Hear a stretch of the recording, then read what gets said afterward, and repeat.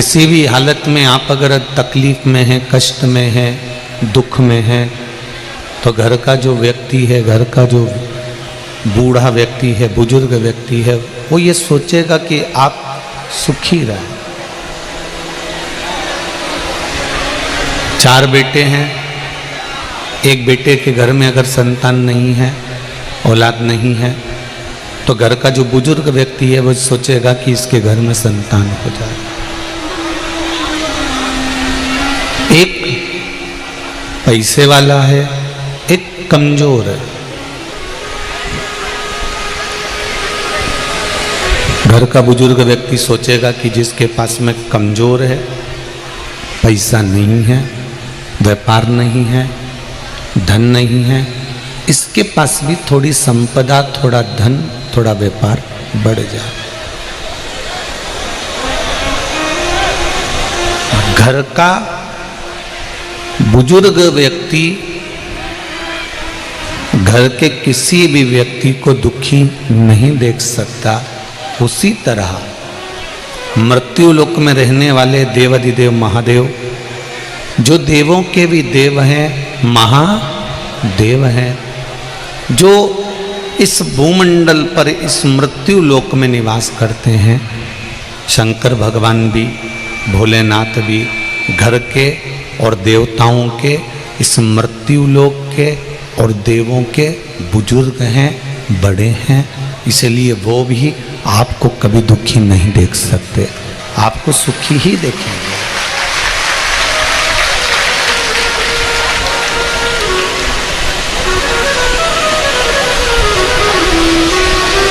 मैंने तेरे ही भरोसे, ओ बाबा तेरे ही भरोसे, हवा बिच उड़ती जावांगी, बाबा डोर हटो छड़ीला में कटी जावांगी। भोले मेरे ही पतन, शंभो मेरे ही पतन, हवा बिच उड़ती जावांगी, बाबा डोर हटो छड़ीला में कटी जावांगी। घर का बुजुर्ग घर के किसी व्यक्ति को दुखी नहीं देख सकता। उसी तरह मेरा देव अधिदेव महादेव है, जो देवता हैं उनको भी दुखी नहीं देख सकते, और जो संसार में रहने वाला जलचर हो, थलचर हो, वायुचर हो, मनुष्य हो, इनको भी दुखी नहीं देख सकते, इनको भी दुखी नहीं देख सकते। आप भजन कर रहे हैं, आप स्मरण कर रहे हैं, आप कीर्तन कर रहे हैं, अकेले कर रहे हैं कि सामूहिक में कर रहे हैं। घर में जो शिवलिंग होता है और मंदिर में जो शिवलिंग होता है, इन दोनों में थोड़ा सा अंतर होता है। समझना जरा, यह अशोक सुंदरी शिव महापुराण की कथा भाटापारा में चल रही है छत्तीसगढ़ में। अगर ये निकल गई और आप नहीं समझ पाए तो समझ लेना कि सावन की कथा का कुछ फल अपने को मिला ही नहीं। इसको समझना थोड़ा कि गुरुजी बार बार बोलते हैं कि मंदिर में जाकर जल चढ़ाओ, मंदिर में जाकर पूजन करो, मंदिर में जाकर पशुपति व्रत करो, मंदिर में जाकर आराधना करो, मंदिर में जाकर भगवान शंकर को बेलपत्र चढ़ाकर खाओ, मंदिर में जाकर दुर्वा चढ़ाकर खाओ, मंदिर में जाकर भगवान को जल समर्पित करो। गुरुजी ये क्यों नहीं कहते कि घर में शंकर जी का शिवलिंग है तो उसकी आराधना कर लो, घर में जो शिवलिंग विराजमान है उसका पूजन कर लो, उस पे चढ़ी हुई बेलपत्र खा लो। मंदिर का ही वर्णन क्यों?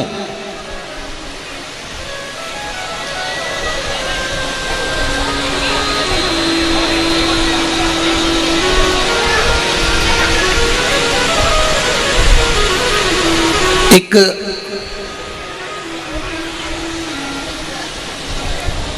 आप ये बेलपत्री भगवान शंकर को चढ़ाएं ना चढ़ाएं, आप पुष्प भगवान शंकर को चढ़ाएं ना चढ़ाएं, आप दुर्वा भगवान को चढ़ाएं ना चढ़ाएं।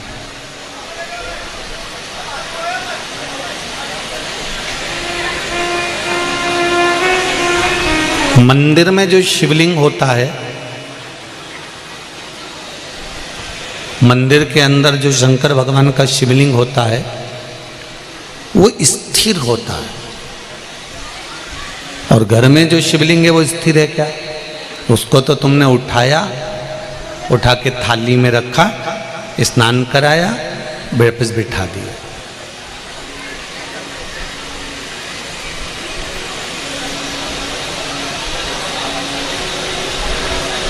मंदिर में जो शिवलिंग रखा गया है वो स्थापित है, वो स्थिर है। स्थापित शिवलिंग की एक महत्वता सबसे ज़्यादा होती है कि उस पे अगर बेलपत्री चढ़े तो ठीक, फूल चढ़े तो ठीक, सामग्री चढ़े तो ठीक, जल चढ़े तो ठीक। उसकी सबसे बड़ी महत्वता होती है कि जितने लोग उसका दर्शन करते हैं उनकी दृष्टि ही जब भगवान पर चढ़ जाती है तो वो शिवलिंग सिद्ध होता चले जाता है और उसका फल हमें अधिक मिलता है।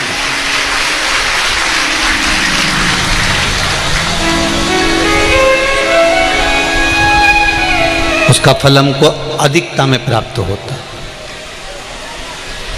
अब घर में जो शिवलिंग है, घर में जो शंकर भगवान का शिवलिंग है छोटा सा, उस पे कितने लोग दर्शन कर रहे हैं? आपने कर लिया, पति ने कर लिया, बच्चों ने कर लिया, या घर में जो सास ससुर हैं, परिवार है, कुटुंब है, उसने दर्शन कर लिया। या आपके कोई मेहमान आ गए, आपके कोई रिश्तेदार आ गए तो उन्होंने दर्शन कर लिया।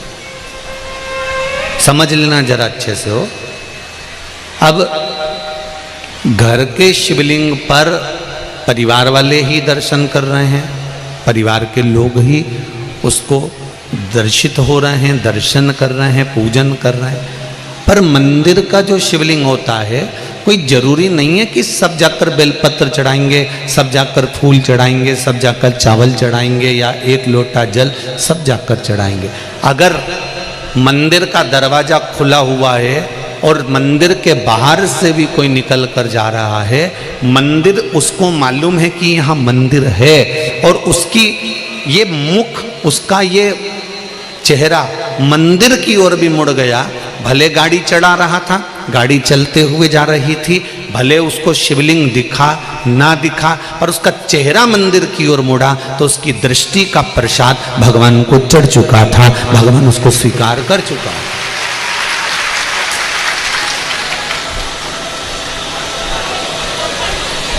तेरे मंदिर में आना मेरा काम है और मेरी बिगड़ी बनाना तेरा काम। आप उसके सामने से निकले,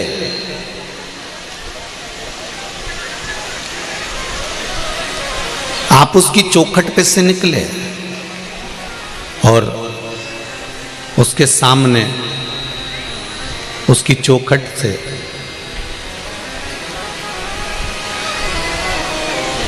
जब आप निकले तो मात्र आपका मुख घूमा और उसने आपकी भक्ति को स्वीकार कर लिया।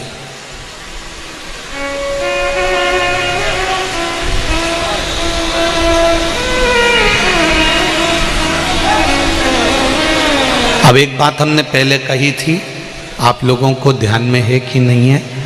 वैसे तो मुझे उम्मीद है कि छत्तीसगढ़ के लोग इतनी जल्दी भूलने वालों में से नहीं है, ठीक है? आप लोगों को सुना होगा, हमने कहा था कोई शिवलिंग जंगल में हो, एकांत में हो, जहां कोई नहीं जाता। बोला था कि नहीं बोला था? जहां कोई ना जाए, केवल शिवलिंग है, वहां कोई जाता ही नहीं है, वहां कोई पहुंचता ही नहीं है।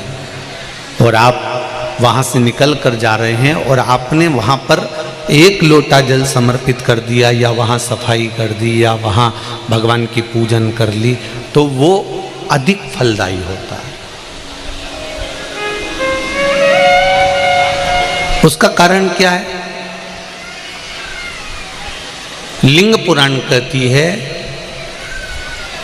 घर में जो शिवलिंग है उस शिवलिंग से ज्यादा बलवान होता है मंदिर का शिवलिंग। मंदिर के शिवलिंग से ज्यादा बलवान होता है तीर्थ क्षेत्र का शिवलिंग।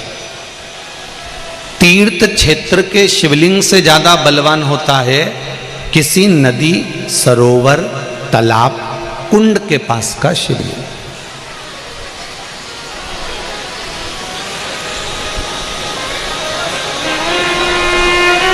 नदी, तालाब, कुंड के पास के शिवलिंग से ज्यादा बलवान होता है वन में, एकांत में, जंगल में, पहाड़ पर्वत पर, कोई शहर से दूरी पर, गुप्त स्थान पर कोई शिवलिंग है, वो बलवान होता है। अब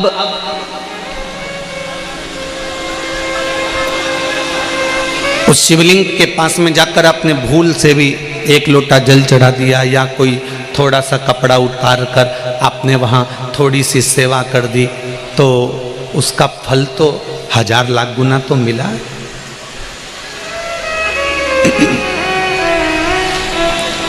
महाभारत की एक कथा है।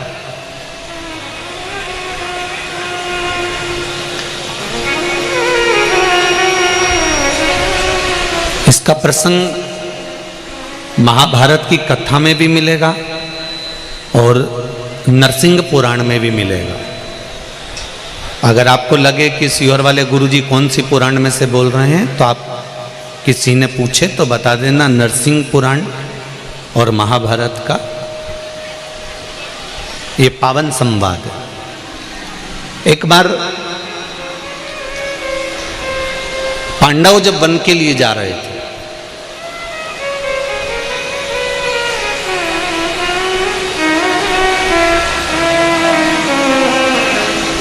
और पांडव जब वन के लिए जा रहे हैं, पांडव वन की ओर प्रवेश कर रहे हैं, कुछ दिन पांडवों को वन में घूमते घूमते निकल गए।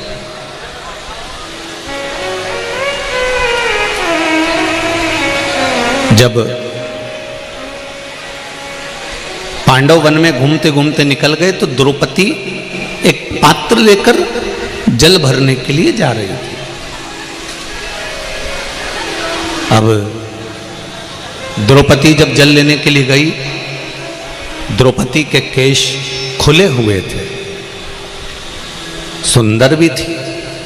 वहीं पर एक दैत्य अपने दोस्त के साथ जा रहा था। 2 असुर जा रहे थे, 2 दैत्य जा रहे थे, 2 राक्षस जा रहे थे।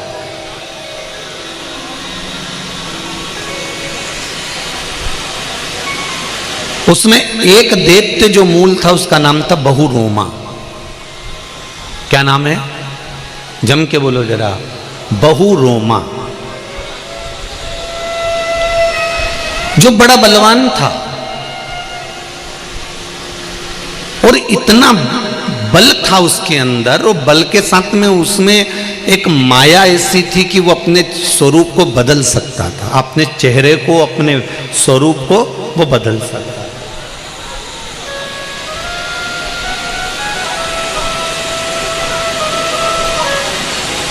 बहुरोमा ने देखा कि द्रौपदी बड़ी सुंदर है, इसको अपना बनाना चाहिए। तो बहुरोमा ने उसी समय पर चाल चली और ऋषियों का रूप रख लिया, और ऋषियों का रूप रखकर वो दोनों दैत्य, दोनों असुर पांडवों के पास पहुंच गए।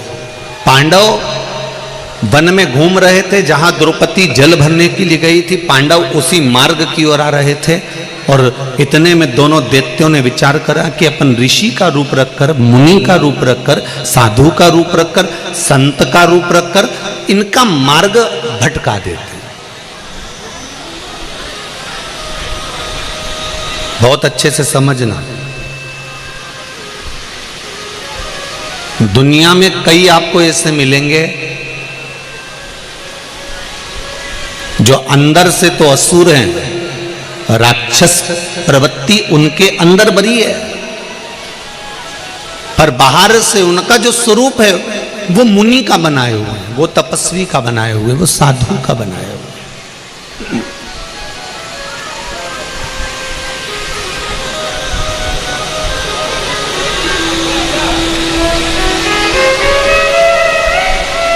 उनको तुम्हारे धर्म से, कर्म से कोई मतलब नहीं है, उनको केवल तुम्हारे धन से मतलब है।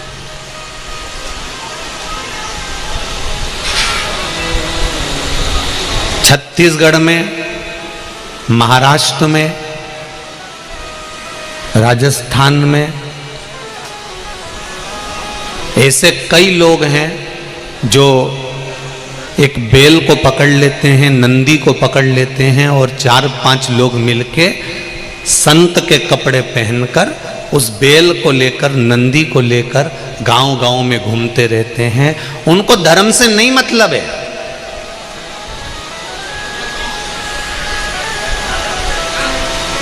उनको सत्कर्म से मतलब नहीं है, वो ना जाने किस धर्म के हैं,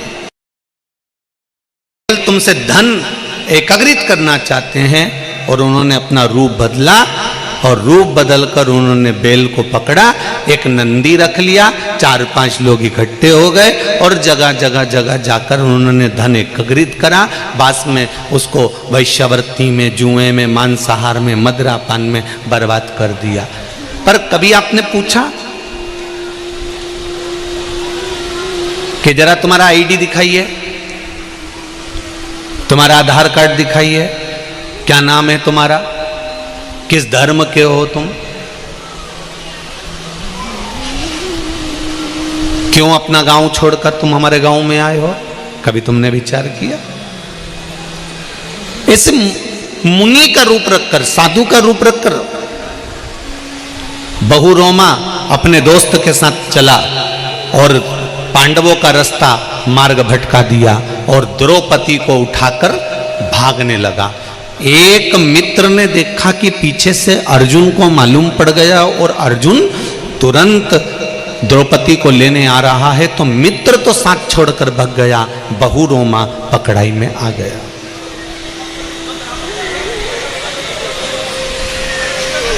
दैत्य बहुरोमा पकड़ाई में आया और जैसे ही दैत्य बहुरोमा पकड़ाई में आया और पकड़ाई में आते से ही अर्जुन ने उसको पकड़ा।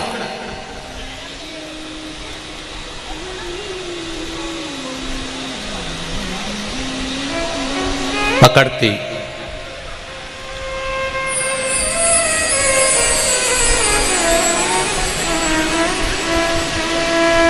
अर्जुन ने तलवार निकाली और बहुरोमा दैत्य को मारने के लिए तलवार को उठाकर बस मारने ही वाला था। इतनी देर में बहुरोमा भगवान विष्णु के रूप, 4 हाथ और भगवान नारायण जैसा रूप धारण कर सामने खड़ा हो गया। भगवान विष्णु का रूप,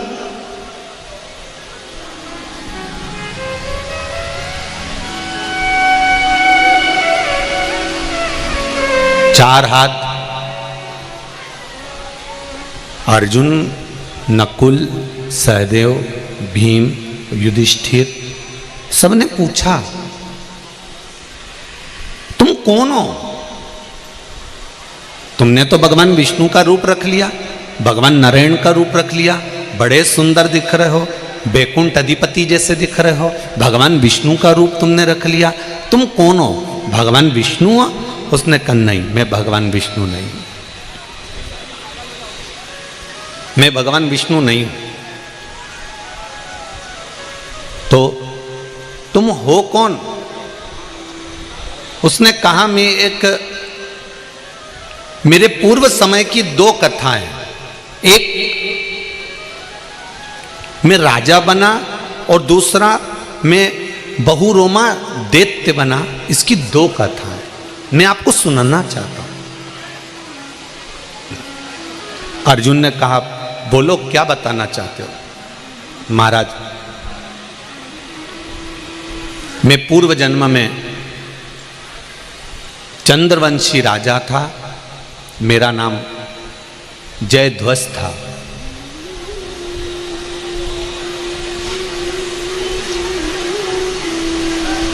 मेरा नाम जयध्वज, चंद्रवंशी राजा था मैं, और मेरा नाम जयध्वज था। मेरा नियम था, मैं भगवान के मंदिर में जाकर झाड़ू लगाता था, पानी सींचकर एक वस्त्र उठाकर पोछा लगाता था, थोड़ा सा लीपन करता था। नरसिंह पुराण की यह कथा कह रही है, महाभारत का ये चरित्र कह रहा है, बहुरोमा अपनी कथा कहते हुए कह रहा है कि मैं चंद्रवंशी राजा और मेरा नाम जयध्वज है। मैं भगवान के मंदिर में जाकर झाड़ू लगाता था, बुआरी लगाता था, सामान उठाता था, भगवान के मंदिर में कचरा पड़ा रहता था उसको उठा देता था, मंदिर की दीवालों को साफ कर देता था। मुझे देख देख कर वहाँ मंदिर का जो पंडित था वो मुझे देखकर हंसता था।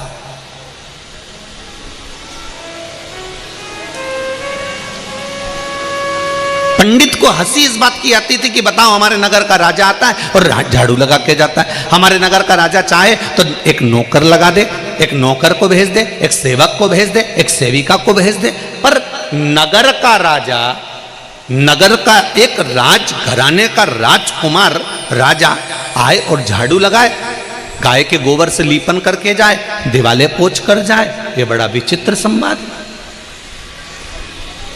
जो लोग 16 सोमवार का व्रत करते हैं, संकट सोमवार का व्रत करते हैं, 16 सोमवार करते हैं, उन लोगों ने कथा चित्तवृत्ति में उतार कर रखी होगी कि रानी को कहा गया था कि पूजन का सामान भेज दो, पूजन का सामान ले आओ, और रानी ने वो पूजन का सामान अपनी दासी के हाथ से भेज दिया था, तो रानी को दर दर ठोकर खाना पड़ी थी।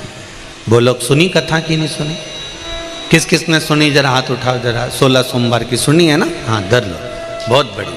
16 सोमवार की कथा में आता है कि रानी से राजा ने कहा था कि मैं शंकर भगवान की आराधना कर रहा हूँ, मैं शिव जी का पूजन कर रहा हूँ, मैं शंकर भगवान की आराधना करने बैठा हूँ, मैं शिव तत्व को पूजने बैठा हूँ, मैं शंकर भगवान का अभिषेक करने बैठा हूँ, मैं शंकर का स्मरण करने बैठा हूँ। रानी, तुम ये थोड़ा सा सामान है मुझे ला कर दे दो। रानी अपनी दासी के हाथ, नौकरानी के हाथ, सेविका के हाथ भेज देती है, और सेविका उस सामान को रख देती है। सेविका ने सामान रख दिया, राजा ने पूजन भी कर दी, पर दुख किसको भोगना पड़ा?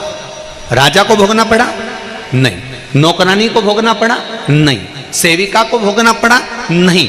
दुख उस राजकुमारी को, उस रानी को भोगना पड़ा जिसने नौकरानी के हाथ से सामग्री भेजी।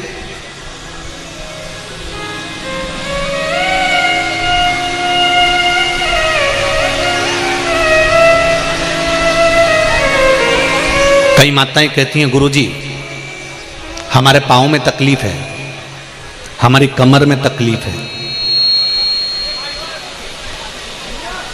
हमने कहा बेलपत्री खाओ। हम मंदिर तक नहीं जा सकते गुरुजी, बहुत तकलीफ है। एक बार तो मंदिर तक जाओ और देव अधिदेव महादेव से कहकर आओ, बाबा शरीर में बहुत कष्ट है, मैं रोज रोज कैसे आऊं? एक बेलपत्र तू मुझको ऐसी दे दे औषधि बनाकर कि मैं रोज तेरे मंदिर पर दौड़ दौड़ कर आऊं, फिर बुलाए ना बुलाए ये उसकी मर्जी। पर तुम पहले से ही आलसी बन गए, पहले से ही तुम तो आलसी बन गए, मेरे शरीर से नहीं बनेगा, मंदिर जाते नहीं बनेगा। और अगर तुम्हारी बहन के लड़के की शादी होए तो फिर तो क्या कहती है? जाना तो पड़ेगा, अब रिश्तेदारी में बहन के छोरे की शादी नहीं जाऊंगी तो उसको बुरा लग जाएगा, मेरी एक ही तो बहन है।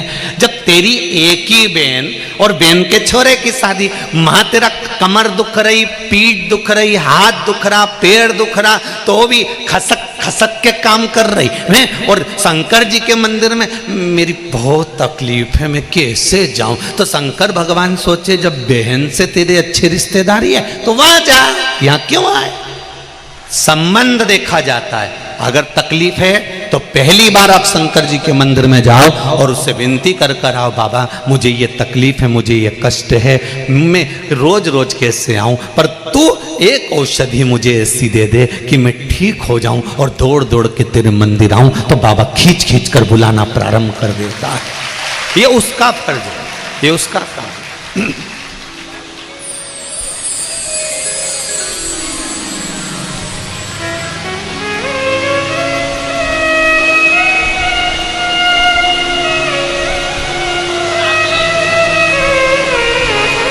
तेरे मंदिर में आना मेरा काम है और मेरी बिगड़ी बनाना तेरा काम है। बहुरोमा कह रहा है कि मैं चंद्रवंशी राजा जयध्वज हूं, मंदिर में झाड़ू लगाता था, पोछा लगाता था, सफाई करता था। पंडित जी मुझे देखकर हंसते थे, मुझसे कहते थे महाराज आप क्यों झाड़ू लगाते हो, क्यों पोछा लगाते हो, किस लिए लगा रहे हो, क्यों लगा। आप लोग लगाते हो मंदिर में जाके, बोलो तो जम के, लगाते हो? मंदिर में जाओ शंकर जी के तो जितनी गंदगी पड़ी हो, कुछ सामान ममान पड़ा हो तो उसको उठाकर साफ करके रख दो। तांबे के लोटे रखे हैं, घर से थोड़ा सा पाउडर लेकर जाओ, उसको मांझ कर धोकर रख दो।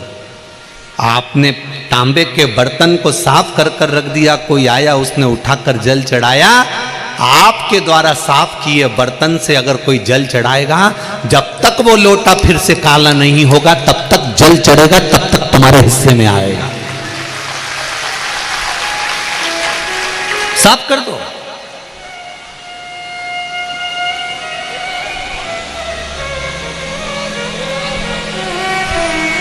पंडित जी आज मंदिर में लाइट क्यों नहीं जल रही, बल्ब क्यों नहीं चालू है? काकी जी बल्ब 60 हो गया, बल्ब बेकार हो गया। पूजन बाद में करना, पूजन में अगर रोज 1 रुपये चढ़ाती थी तो 10 रुपये एक साथ ले और बाजार से एक बल्ब ला करके पंडित जी चढ़ो ऊपर और बल्ब टांग दीजिए, उजाला हो जाएगा। जब तक उस बल्ब का प्रकाश उस मंदिर में हो रहा है तब तक तेरे घर के प्रकाश को कभी कोई बंद नहीं कर सकता, ये निश्चित। हमें दिखावा नहीं करना है भगवान के लिए। कोई हमसे कहेगा तो हम बल्ब लगाएंगे, कोई हमसे कहेगा तो हम मंदिर की पुताई करवाएंगे, कोई हमसे कहेगा तो हम फर्श लगवाएंगे, कोई हमसे कहेगा तो हम ये काम करेंगे। कहोगे तो करेंगे, तो फिर कहोगे करेंगे तो तुम नौकर वो चाकर वाला काम हो गया। दिल से करो जिससे लगे कि महादेव का मंदिर में कोई सेठ नहीं है, महादेव का मंदिर मेरा है और मैं महादेव का हूं, मैं यहां पर आया हूं अपना समझ कर आया। आप सेवा का भाव लाओ तो।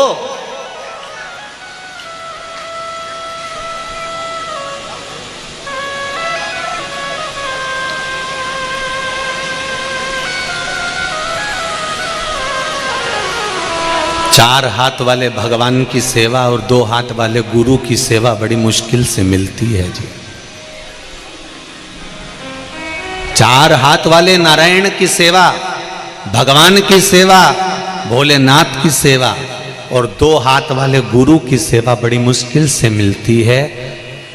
4 हाथ वाला 84 लाख योनियों को काट सकता है और 2 हाथ वाला गुरु 84 लाख योनि को एक साथ पार लगा सकता है। दोनों में एक समता का भाव है,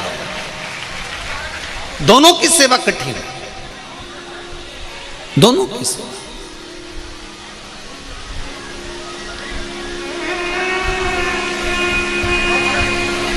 बड़ी कठिन,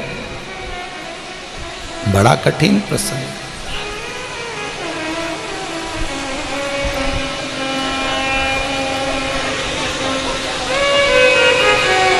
महाराज बहुरोमा ने कहा, मैं पूर्व का चंद्रवंशी राजा जयध्वज हूं, मंदिर में झाड़ू लगाता हूं, पोछा लगाता हूं, सेवा करता हूं, चाकरी करता हूं। एक दिन पंडित जी मेरे पर हंसे और फिर पंडित जी ने थोड़े दिन तक तो मुझ पर हंसा, फिर हंसना बंद कर दिया। पंडित जी ने फिर एक प्रश्न मेरे सामने रख दिया। एक प्रश्न पंडित जी ने मेरे सामने रखा। नरसिंह पुराण का ये चरित्र कहता है, पंडित जी ने प्रश्न करा, महाराज आप जो रोज झाड़ू लगाते हो, रोज पोछा लगाते हो, रोज सफाई करते हो, कचरा उठाते हो, इसके करने से कोई फल प्राप्त होता है क्या?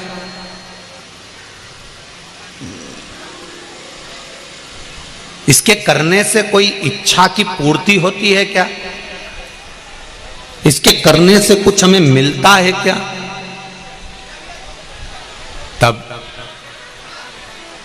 उसी समय पर राजा जयध्वज ने कहा, ब्राह्मण देवता, इस झाड़ू को लगाने से, इस पोछे को लगाने से, इस सफाई को करने से, इस कचरे को उठाने से क्या फल मिला, मैं आपको बताना चाहता हूं ब्राह्मण देवता। मैं पहले रेवत ब्राह्मण था। ब्राह्मणों में भी एक ब्राह्मण ऐसा होता है जिस ब्राह्मण को पूजन का अधिकार, कहीं कर्मकांड करने का अधिकार, यज्ञ कराने का अधिकार, पूजन करने का अधिकार, अनुष्ठान करने का अधिकार नहीं होता। पूर्व समय में मैं रेवत ब्राह्मण था। पंडित जी, मैं रेवत ब्राह्मण, पर मैंने यज्ञ भी करा, मैंने अनुष्ठान भी करा, मैंने जजमानों के घर पर जाकर भोजन ग्रहण भी करा, मैंने खूब अपने दम पर, अपने बल पर मैंने खूब यज्ञ अनुष्ठान करे। अगर कोई मेरे पर उंगली उठाता था, मैं उस पर भी अपशब्द कहता था। पूर्व समय में मैं रेवत ब्राह्मण था। मैं यज्ञ करता, कर्मकांड करता, पूजन करता। मुझसे लोग कहते कि तुम यज्ञ मत करो, तुम अनुष्ठान मत करो, क्योंकि तुम रेवत हो, तुम्हें ये करना नहीं चाहिए। तुम्हें तो वानप्रस्थ जीवन जीकर या किसी मंदिर में केवल सेवा चाकरी करना चाहिए। मंदिर का द्वार खोलना, मंदिर में भगवान का पूजन आदि कर लेना, ये तुम्हारा कर्म हो सकता है। भिक्षा मांगकर खा लेना, ये तुम्हारा कर्म हो सकता है। भिक्षाटन करना, ये तुम्हारा कर्म हो सकता है। 7 घर 8 घर की भिक्षा को इकट्ठा कर कर तुम अपने परिवार का भरण पोषण कर सकते हो, ये तुम कर सकते हो। पर तुम कर्मकांड करो, तुम यज्ञ कराओ, तुम अनुष्ठान कराओ, ये ठीक नहीं है। पंडितों ने मुझे समझाया पर मैं नहीं माना। बहुत मेरा बल था, मैं मानता नहीं था। और मैं बहुत वैश्यावृत्ति भी करता था, जुआ भी खेलता था और गलत काम भी करता था। जिनके यहाँ मैं यज्ञ कराने जाता था, अनुष्ठान करने जाता था, वहां से थोड़ा ना थोड़ा सामान अधिकता में लेकर आ जाता था। अपने परिवार के लिए बहुत मेहनत किया। एक बार मैं पूजन करा कर आ रहा था और पूजन करा कर आते आते रास्ते में एक सुंदर ब्राह्मणी दिखी।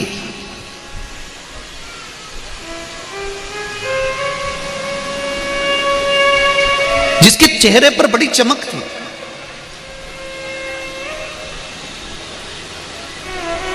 बड़ी सुंदर थी वो। उस ब्राह्मणी को देखा मैंने तो मेरे भीतर काम जाग गया। और काम जागा तो मैंने उस पूजन का सामान मेरे साथ में था। मैंने ब्राह्मणी का हाथ पकड़ा और उसको एक खंडेरे की ओर, टूटे हुए मंदिर की ओर ले गया। मुझे नहीं मालूम था कि ये टूटा हुआ मंदिर है। मैंने खंडेरा जानकर, एकांत जानकर ब्राह्मणी को उस कक्ष की ओर, रात्रि का समय था, उस ब्राह्मणी को खींचकर मैं उस खंडेरे की ओर ले गया। उस वीरान खंडेरे में मैं पहुंच गया। मैंने उस ब्राह्मणी को देखा और कामुक्त होकर मैंने अपने वस्त्र को उतारा और बैठने के लिए उस ब्राह्मणी को वहां बिठाने के लिए उस भूमि को मैं साफ करने लगा अपने कपड़ों से। जब मैंने देखा कि अंधेरा बहुत है, पूजन के सामान में थोड़ा सा कपास रखा था, थोड़ा सा घी रखा था, मैंने निकालकर बाती को जला दिया।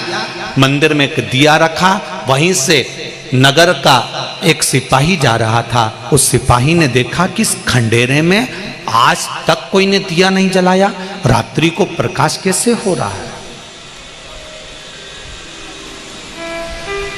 रात्रि को प्रकाश कैसा है?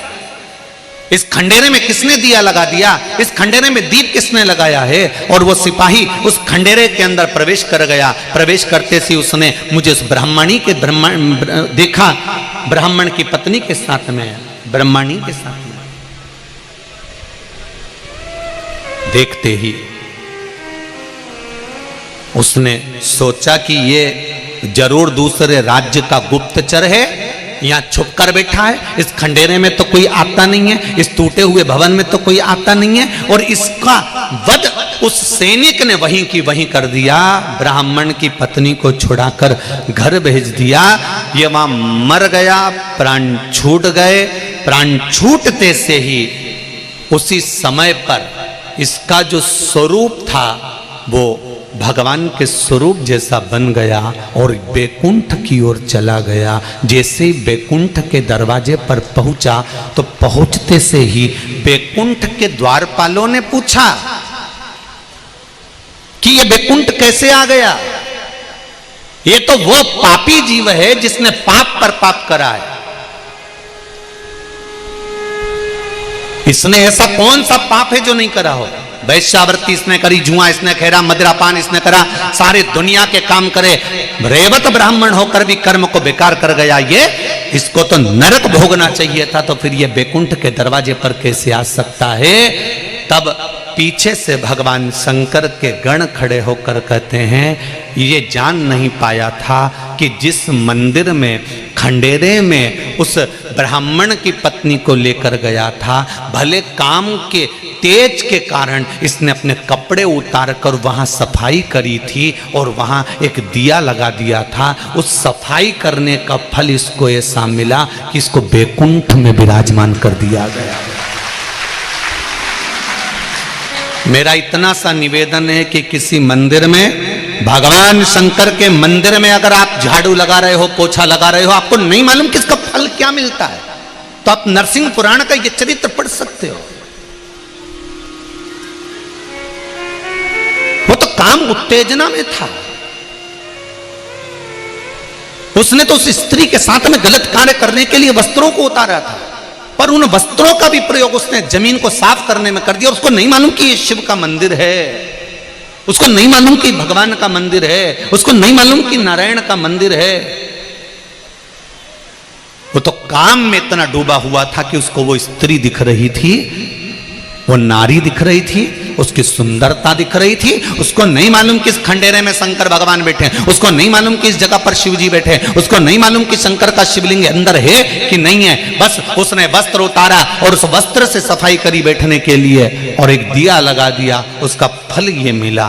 फिर पांडवों ने पूछा कि तुम बैकुंठ चले गए तो फिर ये बहुरोमा नाम के राक्षस दैत्य कैसे बन गए? तो कहा, मैं बैकुंठ तो चले गया सफाई कर कर भगवान के मंदिर में, पर मेरे भीतर अहंकार भरा रहा।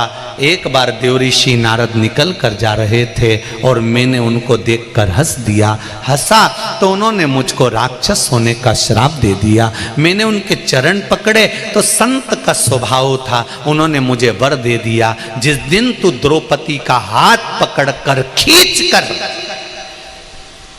इस नर्मदा रेवा के तट पर लेकर आएगा और द्रौपदी रेवा नर्मदा नदी की रेत को उठाकर तेरे शरीर पर मारेगी, तब तू राक्षस योनि से मुक्त होगा। इसलिए मैं नारद के श्राप से राक्षस बन गया था और द्रौपदी का हरण कर कर रेवा के तट, नर्मदा के तट लेकर गया था। उसने रेत उठाकर मारी तो मेरा उद्धार हो गया। तो कहा, अर्जुन, वो रेवा नर्मदा की रेत से मेरा उद्धार नहीं हुआ अर्जुन, नर्मदा का एक एक कंकर शंकर था जो फेंका मेरे शरीर पर शंकर लगा, उससे मेरा उद्धार हो गया। उस रेत से, उस कंकर से मेरा उद्धार हुआ है। मेरा उद्धार नहीं होता, रो गए।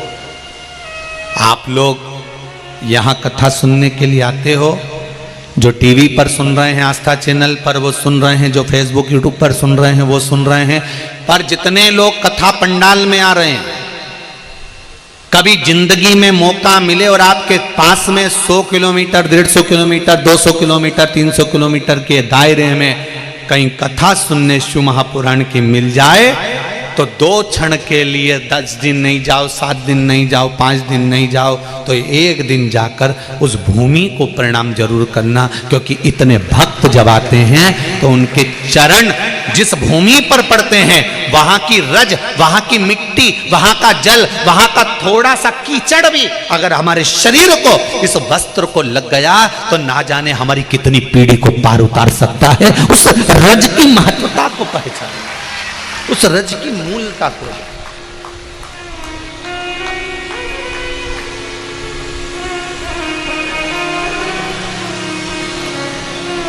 पूरा पंडाल, लाखों लाखों लोग इस कथा को इस पंडाल में सुन रहे हैं। एक पंडाल क्या, दूसरा पंडाल और तीसरा पंडाल, सारे पंडाल आप लोग भर के बैठे हो। हम आते आते देख रहे थे तो जमीन में पानी रोज गिर रहा है। भगवान की कृपा से रात को रोज पानी गिरता है, कीचड़ हो जाता है, उसके बाद भी माताएं कीचड़ की जगह में, भाई कीचड़ की जगह में बैठे हुए हैं। आप अपने कपड़ों से नहीं डर रहे, और बिल्कुल जरूरी है, नर कपड़न से डरत है और नरक पड़न से नहीं। जिसको कपड़े से डर लगता है कि कपड़े में कीचड़ लग जाएगा तो समझ लेना अंत में नरक पड़ जाएगा, और जो भगवान के सत्संग में कपड़ा नहीं देखता फिर वो पार भी उतर जाता। उसको मतलब नहीं होती कि कपड़ा गंदा होगा, वो ये सोचता है ये मन गंदा नहीं होना चाहिए, ये शरीर गंदा नहीं होना चाहिए, ये चित्त गंदा नहीं होना चाहिए, ये वृत्ति गंदी नहीं होना चाहिए। शरीर का कपड़ा कितना भी गंदा हो चलेगा, पर मन गंदा हो गया तो परमात्मा के कभी नहीं हो सकते। इसलिए इस मन को गंदा मत होने दे, इस मन को सार्थक बनाने का प्रयास है।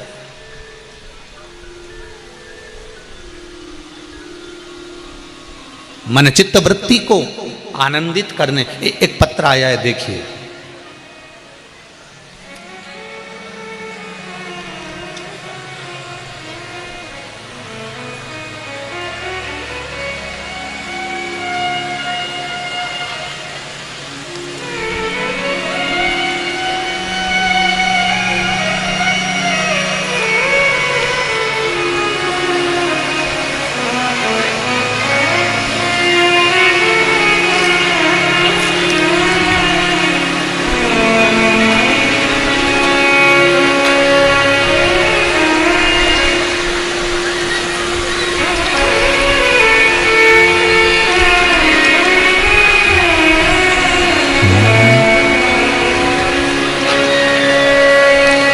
मेरा नाम विकास साहू है। मैं ग्राम सुराहाडूंग से भिलाई जिला दुर्ग का निवासी हूँ। कहीं बैठे हो तो हाथ हिलाइएगा। अच्छा, इधर ही है। हर हर महादेव। गुरुजी बाबा की कृपा कहना चाहता हूँ। एक लाइन बड़ी सुंदर लिखी है विकास साहू जी आपने। तेरे दर पे आके मुझे जो मिला है ये मैं जानती हूँ या तू जानता है। गुरुजी बाबा की कृपा कहना चाहता हूँ। मेरी चाची के गर्भाशय में 4 बड़ी बड़ी गांठ हो गई थी। डॉक्टर ने जांच करी गांठ की, ऑपरेशन के बताया और साथ में कैंसर बता दिया। चेकअप कराया, उसमें डॉक्टर की रिपोर्ट में गर्भाशय के अंदर 4 गांठ और चारों के अंतर्गत कैंसर था। उनकी हालत गंभीर हो गई थी। फिर मेरी माँ ने रोज शिव मंदिर में जाकर शिवजी पर जल चढ़ाकर लाती और उनको देती थी, और शिवजी पर चढ़ा रोज एक बेलपत्र देती थी। गुरुजी बाबा की महिमा और कृपा ऐसी हुई कि 15 दिन पहले जिस रिपोर्ट में गांठ थी, कैंसर था, 15 दिन बाद वो गांठ गायब थी और कैंसर गायब था। ये शिव तत्व है। बैठिए विकास जी, बहुत बहुत साधुवाद। गांठ भी गायब थी और कैंसर भी गायब था। एक पत्र और आया है बड़ा सुंदर, देखिए।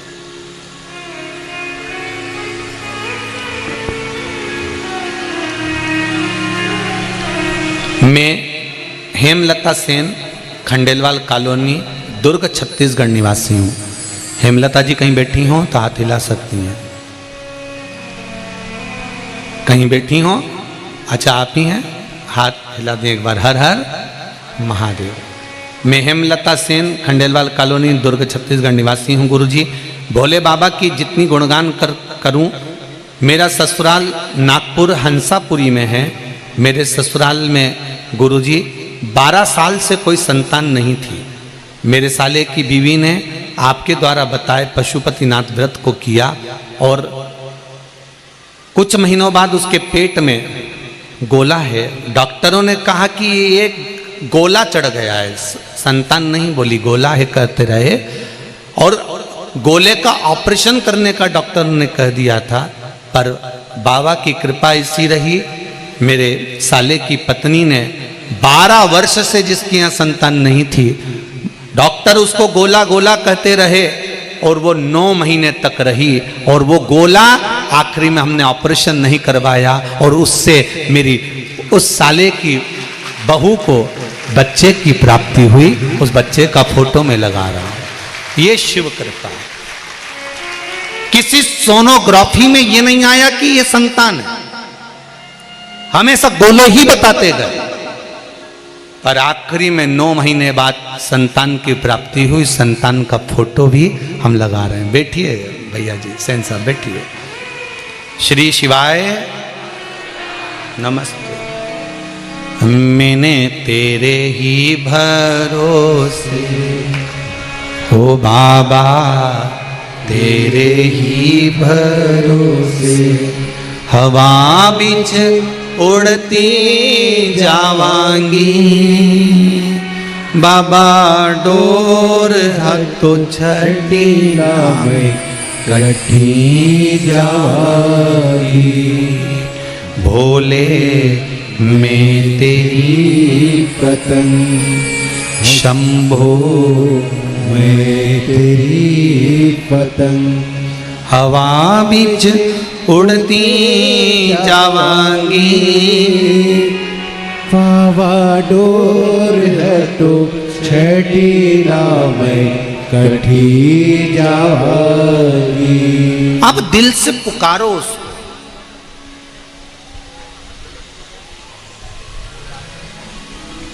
आप एक लोटा जल शंकर भगवान को नहीं चढ़ा सकते, मत चढ़ाइए। आप एक बेलपत्र मेरे बाबा को नहीं दे सकते, मत दीजिए। आप एक चावल का दाना, एक अक्षत, एक चावल भी अगर शिव को नहीं दे सकते तो मत दीजिए। एक काम करना प्रारंभ कर दो, बाबा के मंदिर में जाकर थोड़ी सी सफाई करना प्रारंभ कर दीजिए। थोड़ा सा सामान उठाकर एक साइड रखना प्रारंभ कर दीजिए। मंदिर में रोज एक दीप लगाना प्रारंभ कर दीजिए। हम कहेंगे आप लोगों से, दिल से कहेंगे।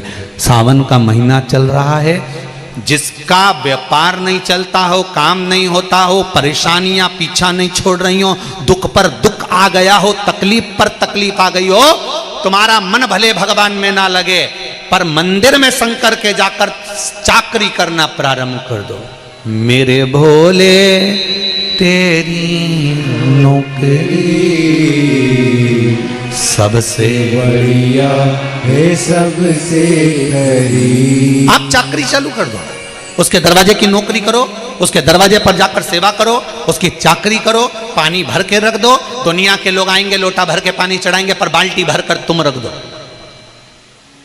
नहीं चल रहा ना, बेकार काम चल रहा है, काम अच्छा नहीं चल रहा, व्यापार बेकार चल रहा है, कहीं उन्नति नहीं मिल रही, तो थोड़े दिन बाबा की चाकरी कर लो। दुनिया की भी तो करोगे, हाथ तो जोड़ने जाओगे कि काका जी नौकरी दे दो, भैया जी हमारा ये काम कर दो, फूफा जी तुम कर दो, मामा जी तुम कर दो। दुनिया के हाथ जोड़ो, उससे अच्छा महादेव के हाथ जोड़ो, उसके पास जाकर बैठ जाओ, उसके चरणों में जाकर बैठ जाओ, तो जीवन की सार्थकता अपने आप प्रकट हो जाएगी। आप करो उसकी चाकरी, सारी समस्या का हल। एक लोटा जल शंकर को समर्पित करना प्रारंभ कर दो। उसकी झाड़ू, उसकी बुआरी, उसकी चाकरी। जब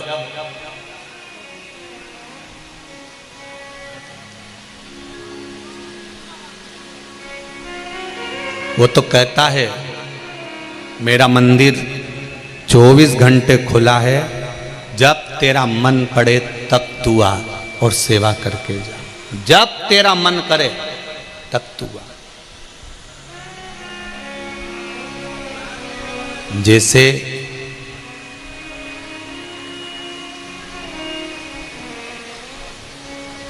ये कथा छूटती है ना, बाहर बहुत सारी दुकान लगी हैं मेले जैसी है। अब उनने तो दुकान लगाने वाले ने दुकान लगा ली, बहुत दूर दूर से बता रहे हैं कि बता रहे थे कोई कि झारखंड और कर्नाटक तक की दुकानें यहाँ पर आई हुई हैं। अब इतनी दूर दूर से वो लोग दुकान लेकर आए हैं, उन्होंने तो अपनी दुकान खोल ली। अब जिसका मन होगा जिस दुकान पर जाकर खड़ा हो जाएगा लेने वाला, उसकी मर्जी, उसका मन।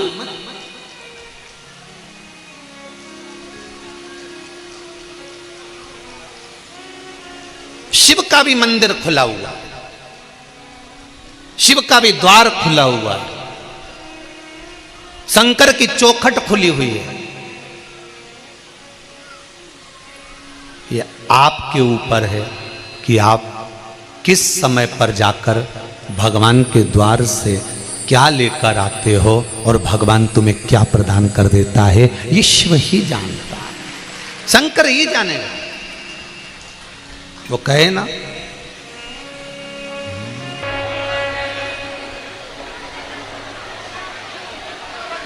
श्रावण महीना बाबा देवाधिदेव महादेव से विनती करते हुए भाव से, आनंद से शिव महापुराण के मूल मंत्र का स्मरण सब अपनी जगह पर बैठकर भाव के साथ में दिल से बाबा से निवेदन करते हुए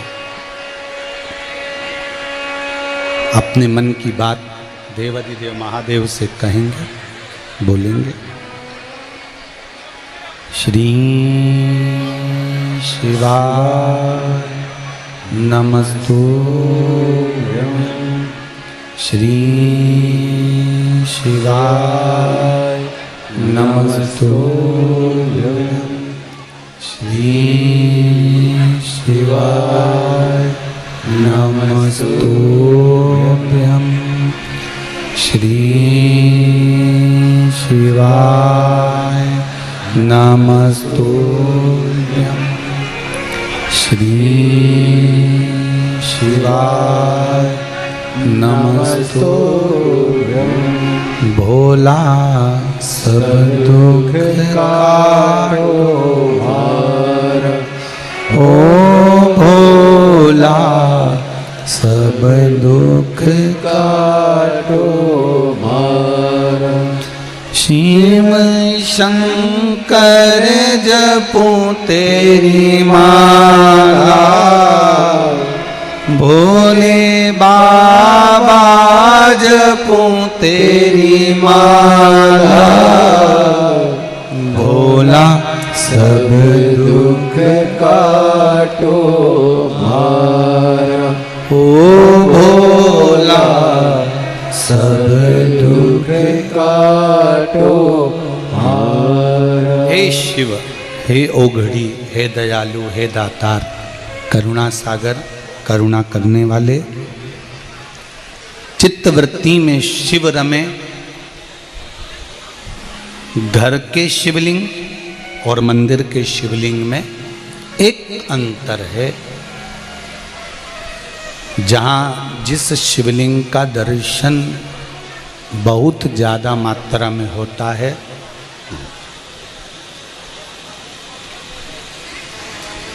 उसमें सिद्धता बढ़ती चली जाती है।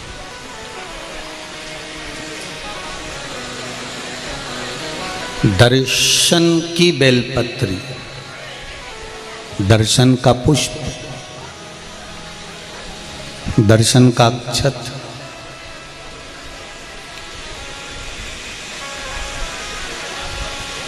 ये शिव को समर्पित होते चले जाते। भगवान शंकर को समर्पित है। आपको पहले भी कथा में कहा, फिर कह रहा, मंदिर जाओ केवल दिखावे के लिए नहीं जाना है कि हम मंदिर में आए हैं।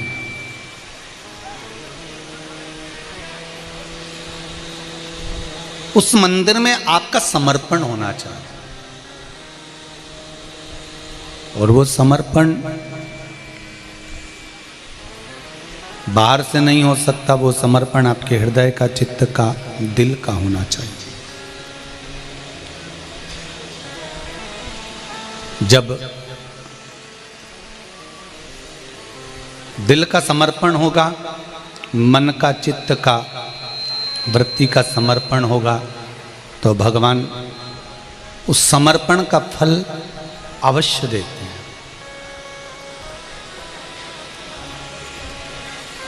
हमारे यहाँ पहले एक बात आती थी, आप लोगों के स्मरण में होगा, जो डाकू, डाका डालने वाला, यहाँ वहाँ जाने वाला डाकू डाका डालता था, और वो अगर पुलिस के सामने जाकर आत्मसमर्पण कर देता था कि मैं डाकू हूँ और मैंने ये बंदूक आपके हाथ में दे दी है, मैं छोड़ रहा हूँ, आज से मैं डाका नहीं डालूंगा, तो उसकी कुछ सजा कम कर दी जाती।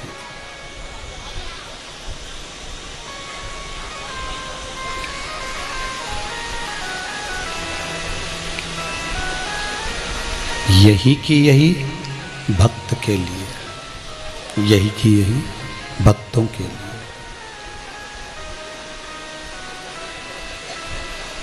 केवल बोल देने से तन मन धन सब कुछ तेरा, स्वामी सब कुछ है तेरा, तेरा तुझको अर्पण, प्रभु का प्रभु को समर्पण, क्या लागे मेरा। ओम जय जगदीश हरे। इस मन को समझाकर, इस चित्त को समझाकर, इस वृत्ति को समझाकर भगवान की शरणागति में समर्पण होना चाहिए।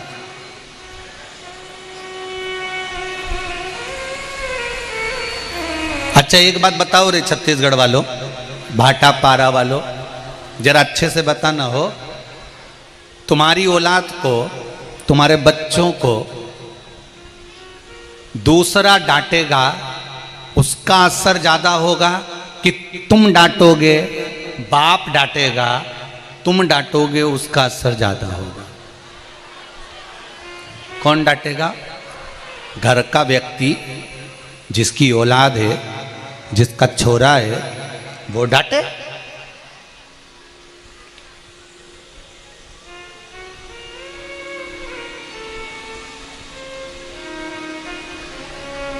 जिस दिन तुमने ये प्रसंग समझ लिया ना कि अपनी औलाद को डांटने का असर अपना ज्यादा पड़ता है, और अच्छा दूसरा डांटता है ना तो बुरा भी लगता है। बोलो सही है कि गाली?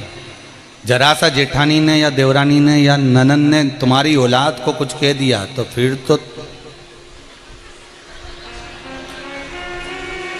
फिर तो काली मिर्ची लग गई, पक्का। तुम्हारे बच्चे को कोई दूसरा डांटेगा ना तो तुमको अच्छा नहीं लगेगा, पर तुम्हारे बच्चे को दूसरा डांटेगा उसका कोई असर बच्चे पर नहीं पड़ेगा। पर तुम्हारे बच्चे को जब तुम खुद डांटोगे उसका असर भी पड़ेगा और तुमको बुरा भी नहीं लगेगा। उसी तरह अपने इस मन को, इस आत्मा को, इस चित्त को, इस वृत्ति को, इस मन को खुद डांटो, खुद कंट्रोल करो। कहां भटक रहा है? कोई शंकर जी की निंदा कर रहा है और तू निंदा में लग गया, कोई शिव भक्त की निंदा कर रहा है और तू निंदा में लग गया। कोई को तू गाली दे रहा है, कोई को तू अपशब्द कर रहा है, ये क्या कर रहा है तू? ये मन, तू अपना मन को खुद डांटने का प्रयास कर। जब अपने मन को हम डांट कर, अपने मन को हम खींच कर भगवान के चरणों में ले जाकर छोड़ते हैं, तब उसका एक आनंद दूसरा होता है। दूसरा तुम्हारे मन को खींच कर छोड़ेगा ना, वो आनंद नहीं आएगा।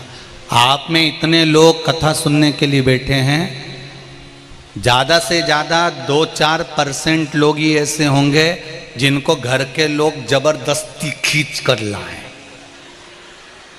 कुछ 2-4% ऐसे होंगे जिनको जबरदस्ती खींच कर लाया गया है। चलो चलो चलो, पीछे पड़ गए, चलना तो पड़ेगा, लेकर तो जाना पड़ेगा, पीछे पड़े हुए हो, बहुत पीछे पड़े हुए हो। तो उनसे निवेदन है, अगर इस कथा में तुम ऐसा कर कर लेकर आए हो, तो अगली कथा में जब छत्तीसगढ़ में हो तो तुम ऐसे लेकर मत आना कि चलना ही पड़ेगा, चलो तो शरीर खींच कर लाना। हमें खींच कर लाने वाले नहीं चाहिए, हमें तो वो चाहिए जिन्होंने अपने मन को, अपनी आत्मा को, अपनी चित्त को, अपनी वृत्ति को समझा लिया और जान गया कि शंकर के सिवा कोई नहीं है, तो शिव महापुराण की कथा में गया। ऐसे जान,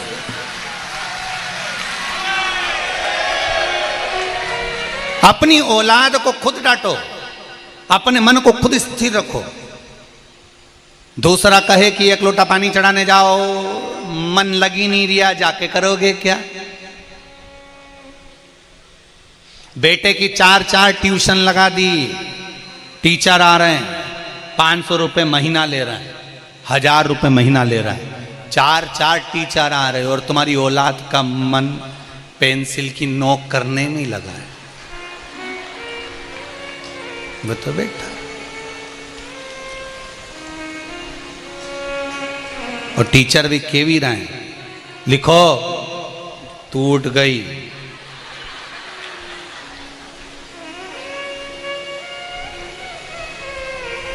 ला इधर दे, मैं सही कर दूं, मैं नोक बनाऊं। मम्मी ने कहा है सर को परेशान मत करना।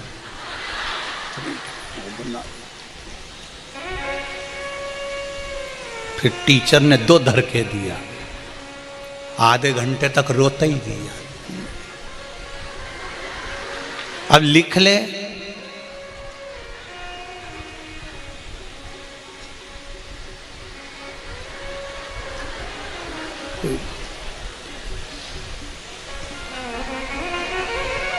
आठ बज गई, टीचर ने कहा होमवर्क करके रखना, कल देखूंगा। बैग बंद करो, होटल रख लो, चल दो। 4 ट्यूशन लगाई है, औलाद को मालूम है कि बहाना कैसे बनाना है।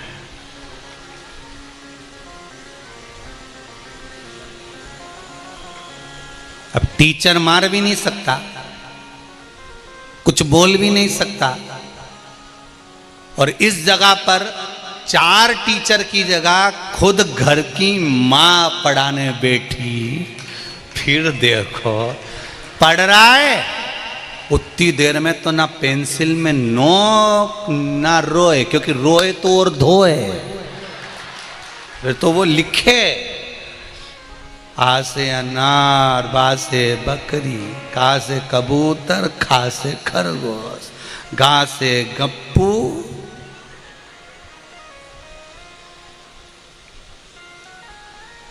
गा से घंटी, और वो गया, पूरा लिख दिया।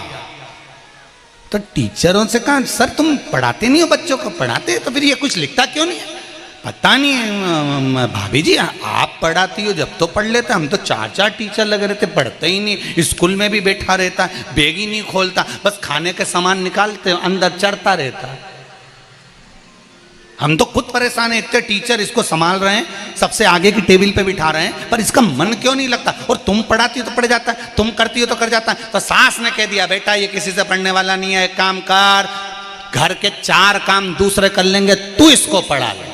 तब तो बहू ने मन में सोचा, तुम मम्मी ठीक है, तो इतने में सास ने कह दिया कि एक काम करा कर, दोपहर के समय में जैसे छोरा आए तो तू काम छोड़ दिया कर, तू पढ़ाने बैठ जाया कर। अपनी औलाद को अपन साधेंगे, अपनी औलाद को अपन मारेंगे, अपनी औलाद को अपन खींच कर जहां ला सकते हो वहां ले जाकर छोड़ सकते हो। उसी तरह इस मन को दूसरे के कहने पर मत चलना कि एक लोटा पानी चढ़ाने जाओ, सियोर वाला महाराज बोल रहा है। बिल्कुल मत जाओ जब तक तुम्हारा दिल ना करे, मन लगे कि हाँ जाऊंगा और मुझे मेरा भोलानाथ मिलेगा, निश्चित है तो जाओ, नहीं तो मत जाओ। फालतू का टाइम बर्बाद मत करो, समय बेकार नहीं करना। अपन को बहुत कीमती समय दादा, इसको बर्बाद नहीं करना। मन करे तो जाओ, चित्त को, मन को, वृत्ति को खींचो।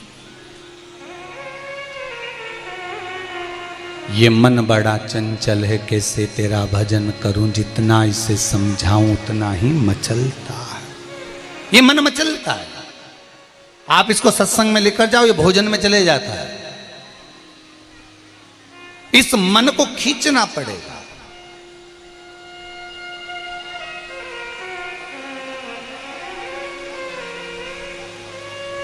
शर्मा जी जो कथा को करवा रहे हैं, इनको भी दिन भर काम से फुर्सत नहीं मिलता, बहुत काम। शर्मा परिवार को भी काम से फुर्सत नहीं मिलती, बहुत काम। पर जैसे अभी भजन गाया था ना कि काशी में खुली है दुकान, गोरा मैया क्या लोगी, इनकी भी गोरा मैया ने जिद्दी पकड़ ली थी। धर्म पत्नी ने कहा कुछ दिलाओ मत दिलाओ, कुछ लाओ मत लाओ, पर एक बार शिव महापुराण की कथा जरूर करा दो बस।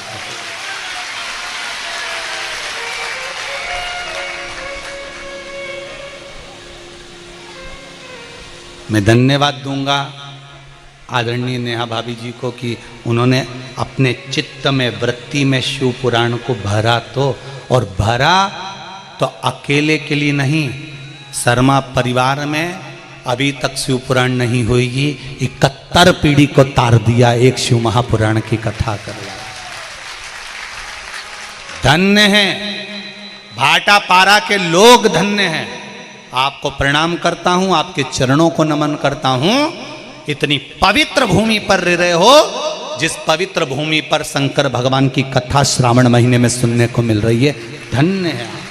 और जितने श्रोता भाई बहन आए हैं, इनको कोटि कोटि धन्यवाद देता हूं कि आपकी किस्मत, आपके भाग्य का क्या सराहना करूं।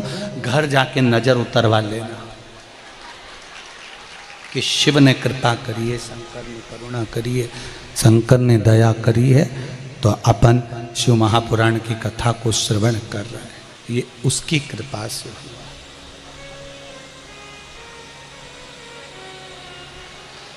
मन कहीं पर भी जाए, उसको अपने मन को अपने को खींचना पड़ेगा।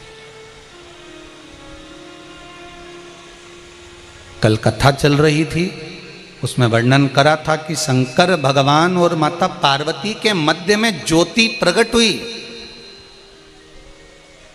और उस ज्योति को भूम नाम का दैत्य परेशान करने लगा, तो मंगल विवाह करा ज्योति का। नतस्य के साथ में विवाह कर दिया गया। जब नतस्य के साथ विवाह हो गया तो एक बेटे ने जन्म लिया जिसका नाम सत्यवीर था।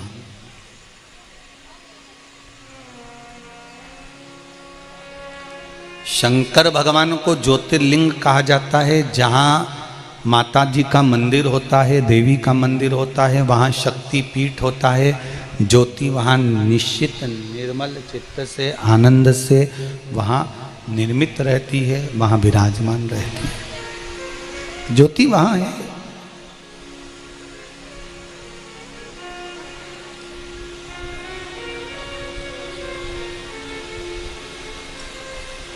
मंदिर में कहीं कल कथा में कहा था, अखंड ज्योत अगर लगी हुई है और वहाँ अपना समर्पण थोड़ा सा हो जाए तो समझ लो कि अपने जीवन में कभी अंधेरा नहीं आ सकता, कभी अंधेरा नहीं आ सकता। ये जीवन का एक भाव बड़ा सुंदर है महाराज। दीपावली के दिन जो दिया लगाया जाता है, दीपमालिका लगाई जाती है। दिवाली के दिन बहुत सारे दियों को रखकर माताजी के सामने फिर उनको जगह जगह पर रखने जाते हैं। उसमें लाई, धान की लाई फूली, एक एक दाना, दो दो दाना उसमें पंडित जी डलवा देते हैं या आप लोग डाल लेते हैं। उसका कारण क्या है? क्या कारण? शिव और पार्वती ने इस ज्योति को अपनी पुत्री के रूप में माना।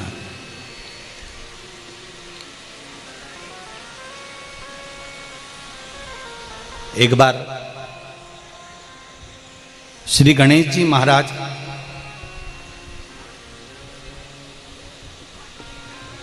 भ्रमण करते करते अपनी माता पार्वती के नजदीक में आ जाते हैं, माता पार्वती के पास आ जाते हैं।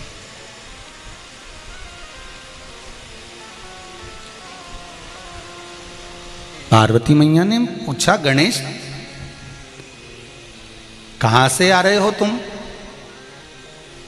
किस जगह से आ रहे हो? गणेश जी महाराज कहते हैं, मां मैं गया तो बहुत दूर था, पर मां मैंने कई जगह पर जाकर देखा कि कई स्थान ऐसे थे जहां पर मेरी बहन ज्योति स्थापित नहीं थी, वहां पर विराजमान नहीं थी। मां, कोई जरूरी है कि दीप प्रकट हो या दीप लगाया जाए तभी ज्योति उसमें रहती है, तभी उसकी प्रधानता रहती है?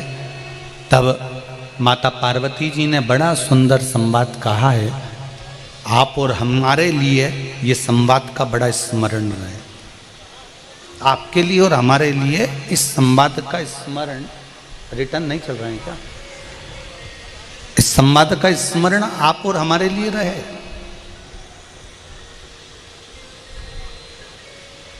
माता पार्वती जी ने कहा, गणेश सुनो, जिस मंदिर में अखंड ज्योत नहीं जलती, जिस मंदिर में अखंडता की ज्योत का प्रभाव नहीं है, उसका मतलब यह नहीं होता कि यहां पर ज्योति विराजमान नहीं है या ज्योति यहां पर नहीं है। सुनो गणेश, जिस मंदिर में शिखर होता है, शिखर जानते हो आप लोग? मंदिर में नीचे से जो चालू होते होते होते होते बनते बनते ऊपर तक जाता है, और ऊपर जो पीतल का एक शिखर होता है, पीतल का जो गुम्बज लगा होता है, शिखर लगा होता है, उसकी मूलता क्या होती है? तो गणेश, जिस मंदिर में शिखर होता है, और अगर मान लो मंदिर में शिखर नहीं है, मंदिर में अगर घंटाल भी लगा हुआ होता है, तो भी उस मंदिर के अंदर ज्योति विराजमान अपने आप रहती है। उस मंदिर में अगर दिया नहीं भी लगा तो उसमें ज्योति की प्रधानता रहती है। अगर मान लो वहां पर दिया नहीं लगा, दीप नहीं लगा, तो भी वहां ज्योति की प्रधानता है। अब एक बात अपने घर के लिए समझ लेना बहुत अच्छे तरीके से। अशोक सुंदरी शिव महापुराण की कथा कहती है, भगवान शंकर का संवाद कहता है, आजकल तो आरओ पॉइंट हो गए तो लोग मटका रखना भूल गए, हंडा रखना भूल गए। पर आज भी मारवाड़ियों में एक रीति है, भले आरओ लगा हुआ है, आरओ पॉइंट लगा हुआ है, उसके बाद भी मारवाड़ियों के घर में एक मटका, चाहे स्टील का हो, पीतल का हो, मट्टी का हो, तांबे का हो, एक हंडा या बाल्टी या टंकी पानी की भरकर अवश्य रखते हैं। उसका कारण क्या है? और मुझे विश्वास है कि छत्तीसगढ़ के भी जितने भी लोग, भले वो मारवाड़ी हों चाहे ना हो, सबके घर में एक मटका, एक हंडा, एक टंकी या बाल्टी, कुछ भी जल का एक स्रोत भरकर अवश्य रखते हैं। भले आरओ पॉइंट है ना है वो अपनी, पर एक मटका, हंडा, बाल्टी, कुछ भी रसोई घर में भरकर रखते हैं। शिव महापुराण की कथा कहती है, आप लोगों में से कई लोग ऐसे हैं जो शाम के समय पर या सुबह के समय पर उस मटके के पास में, उस हंडे के पास में, उस बाल्टी के पास में, उस हंडे के पास में, मटके के पास में दिया लगाते हैं, दीप प्रज्वलित करते हैं। तो शिव महापुराण की कथा कहती है, जिसके घर में, रसोई घर में जो हंडा भरा जाता है, जो मटका भरा जाता है, जो बाल्टी भरी जाती है, या रसोई घर में एक हंडा भी अगर हम भर कर रखते हैं, तो वहाँ आपने दीप लगाया ना लगाया, मंदिर में ज्योति लगाई ना लगाई, अगर रसोई घर में कोई पात्र पानी का भरा हुआ है, तो ये मानकर चलें कि आपके यहाँ अखंड ज्योति जली हुई है, आपके यहाँ ज्योत लगी है। अब इसको प्रस्तुत कैसे करोगे कि गुरुजी आपने तो कह दिया कि हंडा भरा है तो वो ज्योति का प्रतिबिंब है, तो इसको समझना जरा अच्छे से। जब तुम्हारे यहाँ शादी होती है, जब तुम्हारे यहाँ विवाह होता है, शादी होती है, तो दूल्हे की जो आरती उतरती है, दुल्हन की जो आरती करते हो, बहन दूल्हा दुल्हन की आरती करता है, तो उसमें दिया लगाता है क्या? जम के बोलो, नहीं। क्या करते हैं? उस आरती की थाली में पानी का लोटा, पानी का कलश भरकर रख लेते हैं और पानी से आरती उतार लेते हैं, जल से।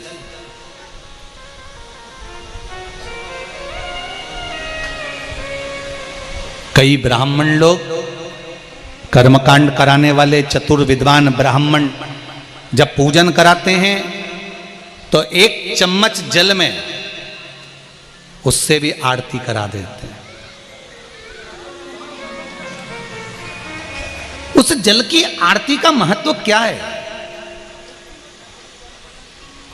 दूल्हा दुल्हन की आरती कर रहे हो तो उस जल की आरती का महत्व क्या है? उस जल की आरती की मूलता क्या है?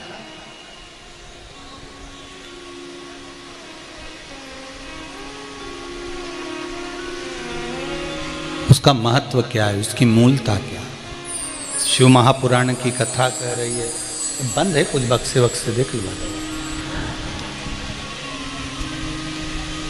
जल की आरती की मूलता, उसकी महत्वता, उसकी महत्वता क्या है? तो कहा,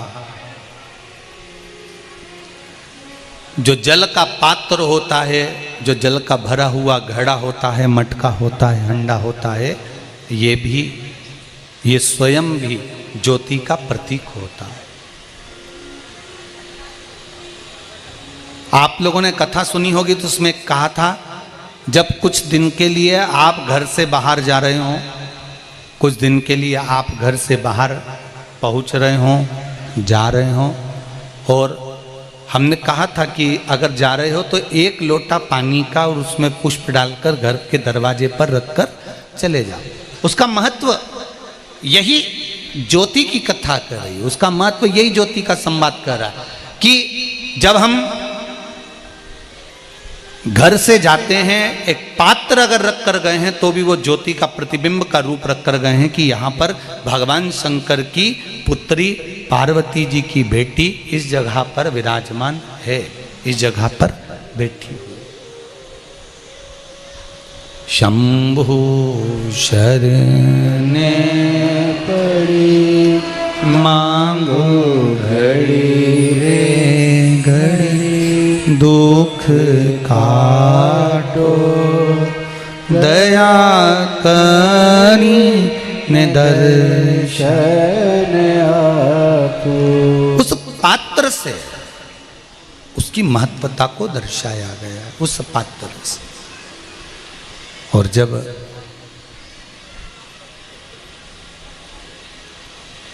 शिव महापुराण की कथा कर रही है,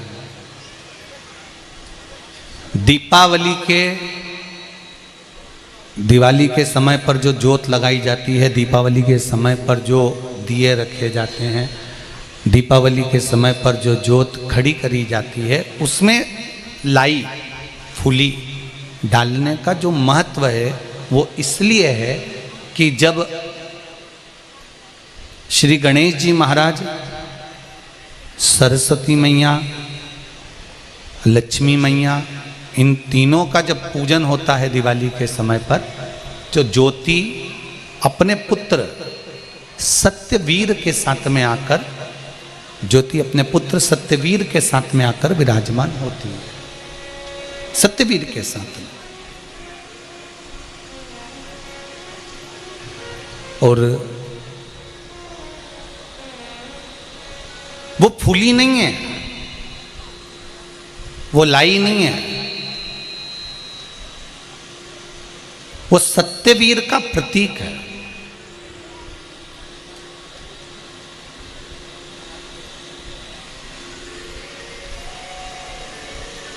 सत्यवीर का प्रतीक। जैसे दीपदान करते समय मात्र दिए के अंदर अगर घी भर कर दिया जाता है तो वो दीपदान अधूरा माना जाता है। दीपदान करते समय घी के साथ में बाती का होना जरूरी होता है तो वो दीपदान पूर्ण माना जाता है। उसी तरह दीपावली के समय पर करी गई पूजन में सत्यवीर का होना जरूरी है।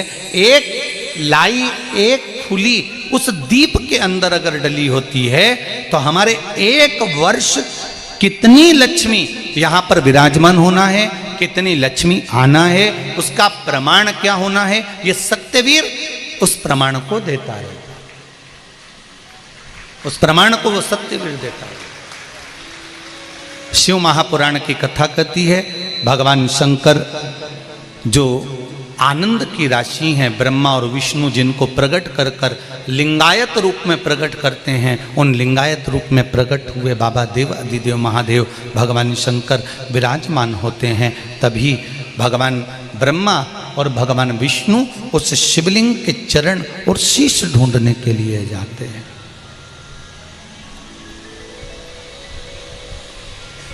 ब्रह्मा जी ऊपर ऊपर बढ़ते गए, भगवान विष्णु नीचे नीचे जाते गए। भगवान विष्णु को चरण नहीं मिले, उन्होंने एक बार सत्य कह दिया और एक बार मुख से कह दिया, सत्य का बखान कर दिया। और एक बार सत्य कहा कि मुझे भगवान शंकर के चरण नहीं मिले तो वो नहीं मिले। भगवान स्कंद पुराण के अंतर्गत भगवान विष्णु का नाम सत्य नारायण रख दिया क्योंकि उन्होंने सत्य बोल दिया।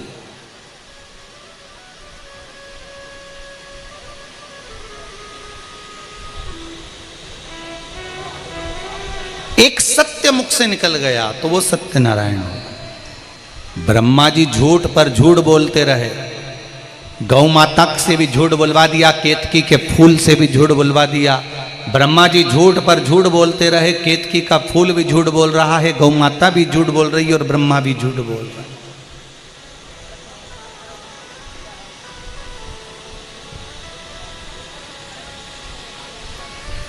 सत्य को प्रमाण की जरूरत नहीं होती, पर झूठ को, असत्य को प्रमाण बार बार चाहिए रहता है।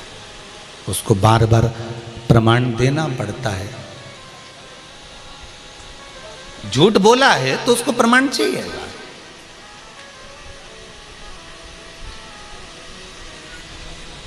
ब्रह्मा जी का सिर कट गया, केतकी के पुष्प को श्राप लग गया, गौ माता के मुख को श्राप लग गया। गौ माता के मुख को श्राप लगा कि हे गौ माता, मैं आपको श्राप देता हूँ, आपने इस मुख से झूठ बोला है, इस वाणी से झूठ बोला है, संसार में आपका पूरा शरीर पुजाएगा। गौ माता की पूंछ पुजाएगी, पीठ पुजाएगी, चरण पुजाएंगे, सींग पुजाएगा, मुख पुजाएगा, पर जिस मुख से गौ माता तुमने झूठ बोला है, तुम्हारा ये मुख आप पूज्य होगा। गौ माता तुम झूठ बोलो। अब एक विचार करो जरा अच्छे से, सारे जितने लोग आस्था चैनल पर कथा सुन रहे हो, फेसबुक यूट्यूब पर सुन रहे हो, चाहे छत्तीसगढ़ की इस पावन धरा पर भाटापारा में बैठकर कथा सुन रहे हो, एक मन में विचार करिएगा, चित्त वृत्ति में विचार करिएगा कि गौ माता ने तो केवल एक झूठ बोला था और गौ माता का मुख आज तक अपवित्र माना गया कि उसने झूठ बोल दिया, असत्य बोल दिया। और हम 24 घंटा वो मोबाइल पे ना जाने कितनी बार झूठ बोल जाते हैं, तो तुम्हारा मुख कौन सा पवित्र माना जाएगा?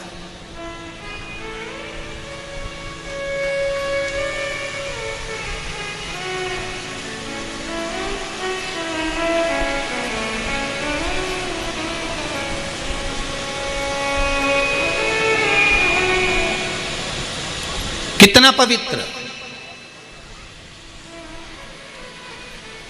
किसी से काम कराना हो तो तुरंत इस मुख से वर्णन कर दोगे, भैया तुम्हारे बराबर कोई नहीं है रे, तुम थे तो हमारा काम हो गया, वरना कौन करता रे भैया।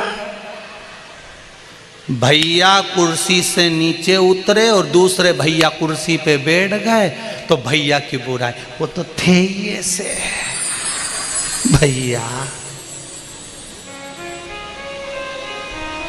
तुरंत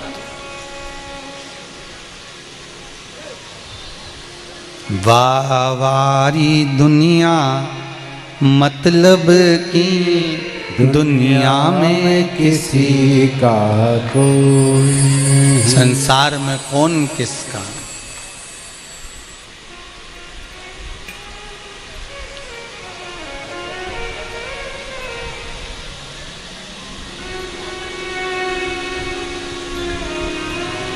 कौन किसका। महाराज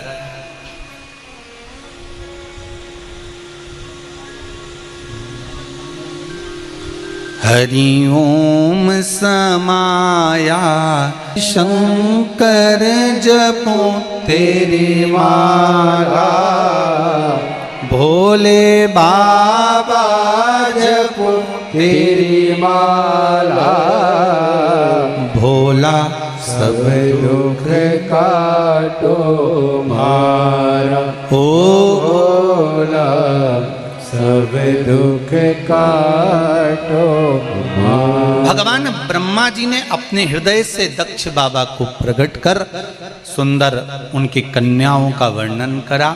जब 60 कन्याओं का जन्म हुआ उसके बाद भी दक्ष प्रजापति ने माता रानी से मांगा तो एक कन्या और मांगी। देखिए ये माता और पिता के संस्कार होते हैं, जिन संस्कारों के बल पर बेटी भजन कर रही है कि गलत कर्म कर रही है, ये संस्कार बताते हैं। हम पहले भी कथा में कहे, आज फिर कहते हैं, बच्चों को कार मत दिलाओ। बच्चों को कार दिलाओगे तो बच्चे बेचकर खा जाएंगे। बच्चों को दिलाना है तो संस्कार दिलाओ, जिससे वो कारों की लाइन लगा देंगे। श्रेष्ठ संस्कार दीजिए।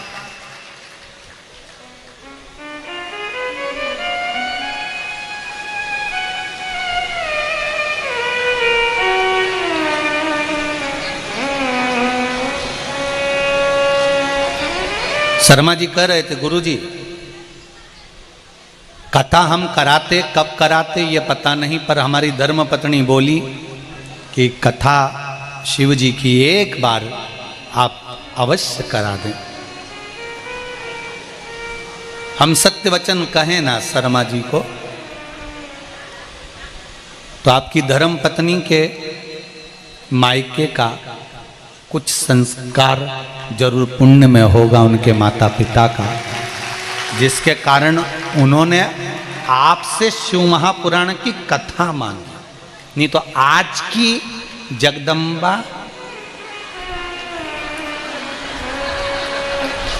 हाफ सेट और फुल सेट मांगती और आपको अपसेट कर देती। और इन्होंने ना हाफ सेट ना फुल सेट, इन्होंने तो दुनिया को जो सेट करता है वो शिव शंकर का पावन शिव महापुराण की कथा को मांगा है, कोई सहज नहीं।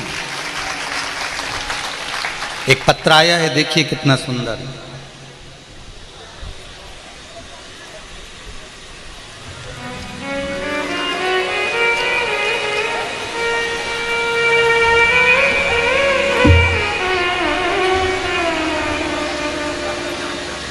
मैं श्रीमती कीर्तिका, ग्राम डांडेसरा, गुरूर, जिला बालोदा, कहीं बैठी हो तो हाथ हिलाइएगा। आप ही हैं? दोनों हाथ हिला दो एक बार। हर हर महादेव। बड़े प्रसन्न दिख रहे हो आप, बाबा देवाधिदेव महादेव की कृपा। गुरुदेव कहते हैं बच्चे अपने माँ बाप का कर्ज कभी नहीं चुका सकते, पर मेरी बेटी ने मुझे शिव पुराण कथा तक पहुंचाकर माँ के दूध का कर्ज चुका दिया, मुझे कथा में लेकर आई है। गुरुदेव में एक मानस मंडली बाबा की कृपा से चलाती हूँ। सुरुचि महिला मानस मंडली डांडेसरा बालोद से मंच में 1 घंटे का समय में मैं सनातन धर्म से बोलती भी हूँ और बाबा का वर्णन भी करती हूँ। शिव पुराण के माध्यम से हिंदू क्रांति जागी है। हमारा छत्तीसगढ़ भी पूर्ण तरह से सनातनी का भाव प्रकट करा है। गुरुदेव, मैं रोज मंदिर में जल चढ़ाती हूँ, मंदिर को फूलों से सजाती हूँ, झाड़ू लगाती हूँ, सफाई करती हूँ। पोछा झाड़ू के बाद ये करने से क्या क्या मिला है बता नहीं सकती गुरुदेव। कोई दुकान नहीं थी, कोई व्यापार नहीं था। झाड़ू पोछा लगाते लगाते मेरे बाबा ने मेरी एक दुकान खुलवा दी। दुकान तो खुलवाई पर दुनिया वाले कह रहे थे कि ये नहीं चलेगी। गुरुदेव, जितनी तेज जो गाड़ी दौड़ती है उससे भी तेज मेरी दुकान बाबा दौड़ा रहा है।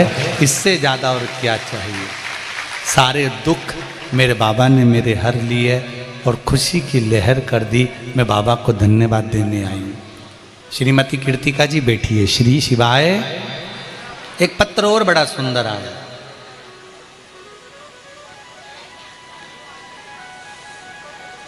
शशि तिवारी मेरा नाम है।